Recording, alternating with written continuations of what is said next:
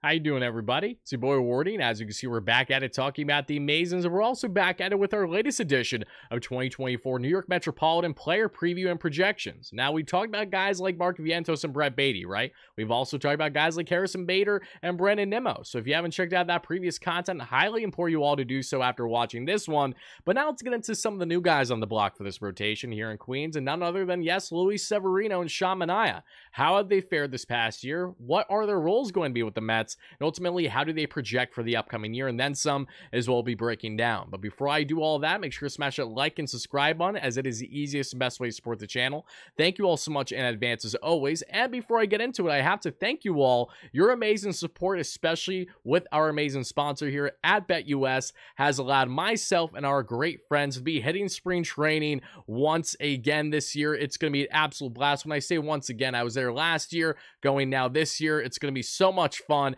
all thanks to BetUS and the BetUS house. Myself and fellow baseball content creators Jim at Ballcap Sports, Robbie Hyde, and also you will be seeing other guys included in content like Giraffe Neck Mark, Mike from Stark Raving Sports, potential interviews with some New York Metropolitans. We'll see what happens, along with interviewing you, the fans, at some games here from the March 9th to the 13th. Make sure you're looking out for us. We're going to be making various MLB related content. We're going to be doing unique streams on MLB over-unders, you know, predictions for the season, and all that kind of fun stuff. Awards, everything in between, along with doing various types of Mets content that we will, of course, be doing, along with so much more. Again, a lot of fun is going to be happening from March 9th to the 13th, so I'm either in the air or I've touched down already and PSL at the time of you guys watching this, so make sure you guys are chiming into all the content throughout the weekend, heading into next week.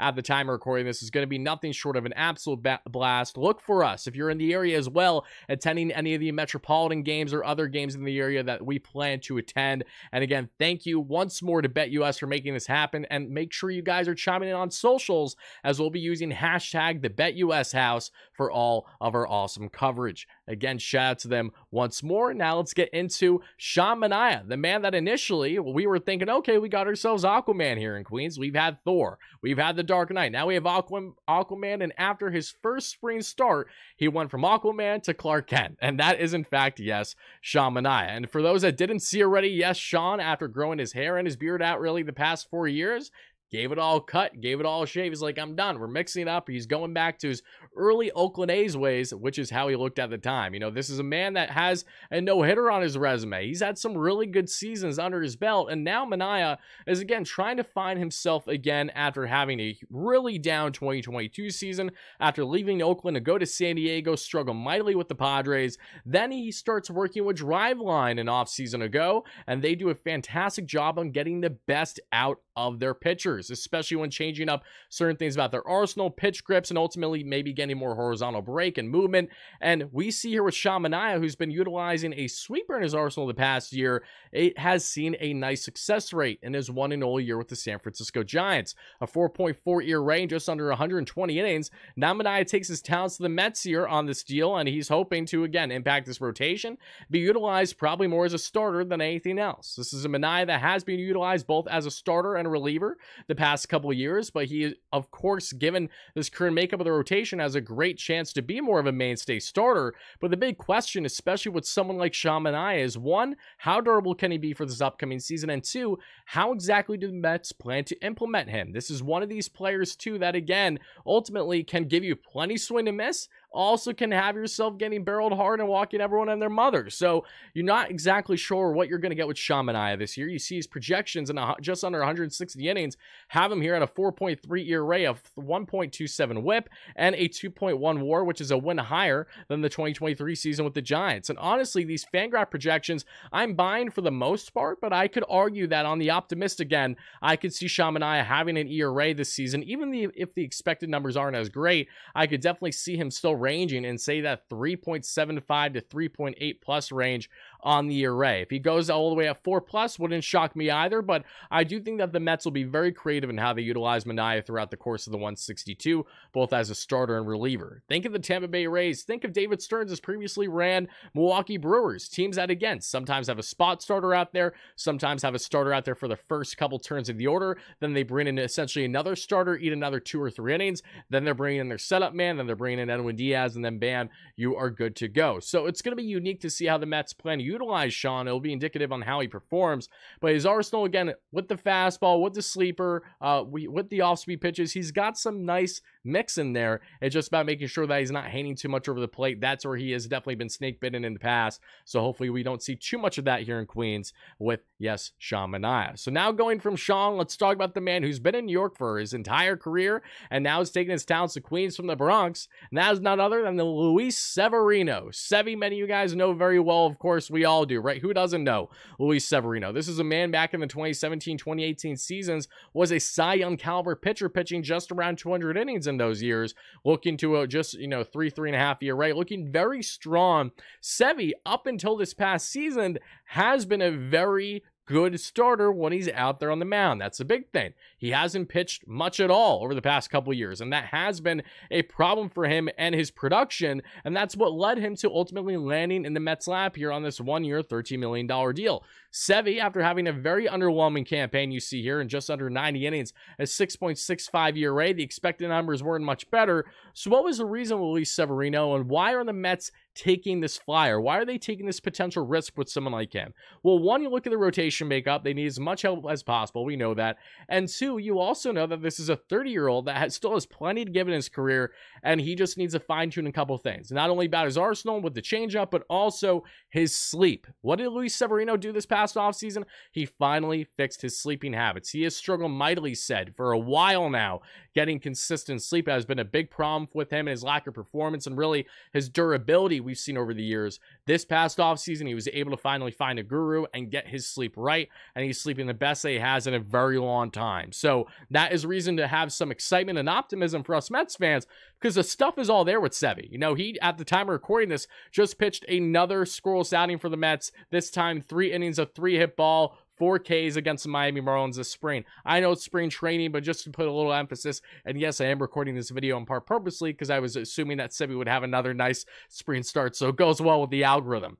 Point I'm trying to make, though, is that Sevy, with the fastball that's touching 97, with the nice breaking stuff, again, when the changeup's right, it's nasty, too. Again, his arsenal still has plenty to give. And if there's a guy that I firmly believe is a bounce-back candidate this year, as I spoke about actually recently in my top 5 bounce-back candidates for the 2024 season segment on the Bleacher Report app that I did earlier this week. Check it out, guys. Just go to the BR app and then go to MLB News, scroll down a little bit, and then you'll ultimately find my live stream and the polls that they made from those segments. But Sevy is someone where, if you look at his projections for this year, is expected to have a 4.5 or so ERA and just under 140 innings. I think Sevy is going to surpass the 140 inning mark. Call me very bold for saying that. I understand that, but I do think he will get past that. I think he's going to get in the 160 to 175 range for sure.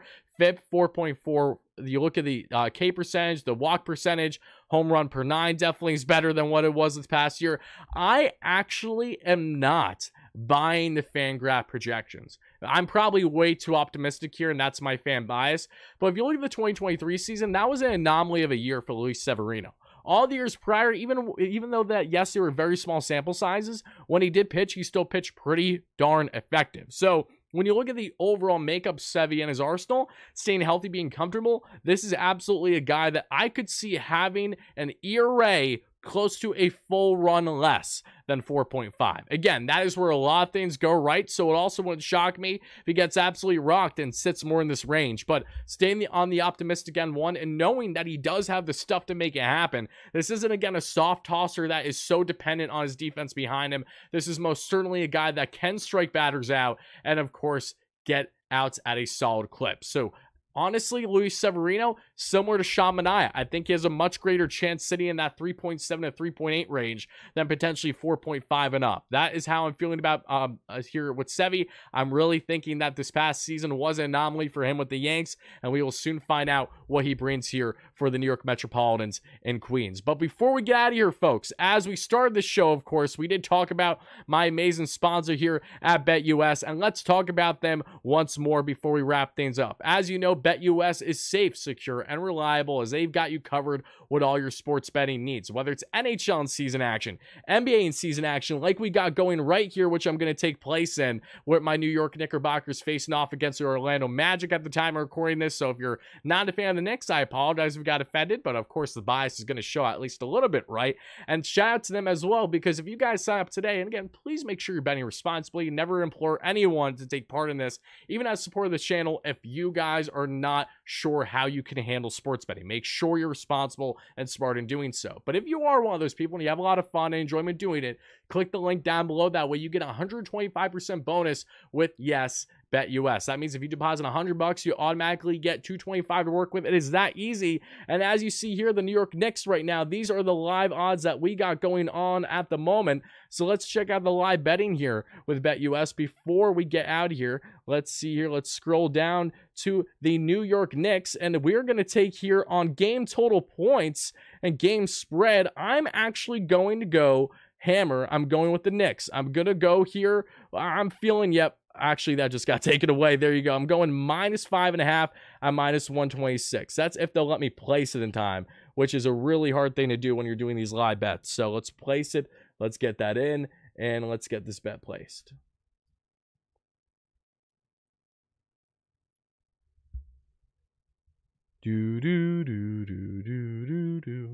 And of course, did it go through? Odds changed. That's fine if the odds changed. Let's see. Accept and place. And can we get it? There we go. Bang! For the win. Just for me to probably not hit. Either way, you guys saw it right there. Shout out to BetUS. As always, again, they're coming at you with all the best odds possible. And if it isn't for them, the BetUS house, the spring training trip, does not happen. So if you guys love supporting the channel, that is a great way to do so. And shout out to them once more, as always, as we're going to be doing some awesome, unique WardyNYM parlays throughout the Metropolitan season that we'll be breaking down on our post-game shows. It's going to be so unique, a lot of fun, and again, very interactive here with this amazing Mets community. So before I get out of here, my question to everyone in this watching right now, at any point when you're watching, who do you think is going to have the better season? Luis Severino or Manaea? Let me know why in the comments down below. Let me know if you agree or drastically disagree with my projections. And ultimately, how do you feel about these starters heading into the upcoming season? Drop them down below. And again, guys, look out for me, look out for Robbie, look out for Jim, Giraffe Neck Mark, Mike from Stark Raven Sports, and plenty of others from March 9th to the 13th in the Port St. Lucie area, either attending games. We're going to be asking fan questions as well for little short segments, and we're going to be coming up with a lot of creative content. So